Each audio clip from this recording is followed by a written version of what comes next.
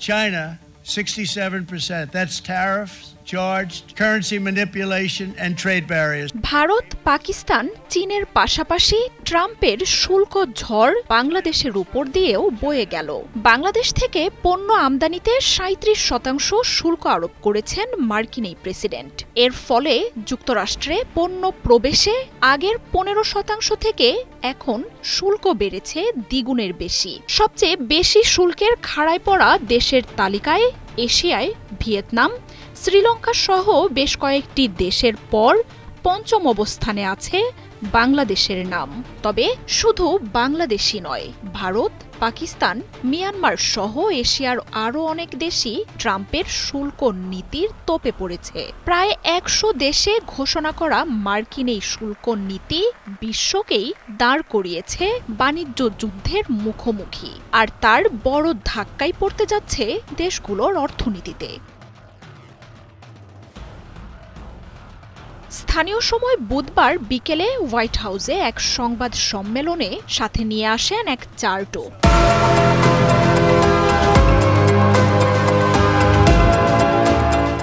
যেখানে যুক্তরাষ্ট্র থেকে পণ্য আমদানিতে কোন দেশ কত শতাংশ শুল্ক নেয় সেসবের উল্লেখ ছিল। দেশটির office of the United state trade representative USTR এর বরাত দিয়ে বিবিসি বাংলা জানিয়েছে, গেল বছর বাংলাদেশের সাথে যুক্তরাষ্ট্রের বাণিজ্যের পরিমাণ ছিল আনুমানিক $10.6 বিলিয়ন, যার মধ্যে মার্কিন মুলুক থেকে বাংলাদেশে এসেছে $2.2 বিলিয়ন পণ্য, আর বাংলাদেশ থেকে যুক্তরাষ্ট্রে গিয়েছে $8.5 বিলিয়ন মতো। বিবিসি বাংলা বলছে, যুক্তরাষ্ট্র থেকে বাংলাদেশে আসা পণ্যের মধ্যে রয়েছে খাদ্যশস্য, বীজ, সয়াবিন, তুলা, গম, ভুট্টার মতো কৃষিপণ্য। এছাড়াও যন্ত্রপাতি, লোহা ও ইস্পাত পণ্যও রয়েছে। এসব পণ্য যুক্তরাষ্ট্র থেকে আনতে বাংলাদেশ নিত গড়ে ৭৪% শুল্ক। অপরদিকে যুক্তরাষ্ট্র বাংলাদেশের তৈরি পোশাকের সবচেয়ে বড় একক ক্রেতা দেশ।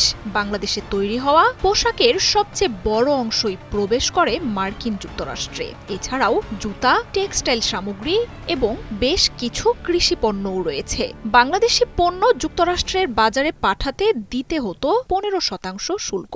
তবে এখন এসব পণ্য যুক্তরাষ্ট্রের রপ্তানিতে দ্বিগুণের বেশি শুল্ক যোগ হয়েছে। এর ফলে দেশের তৈরি পোশাক খাতে এখন কিছুটা ধাক্কা আসতে পারে বলে আশঙ্কা করা হচ্ছে।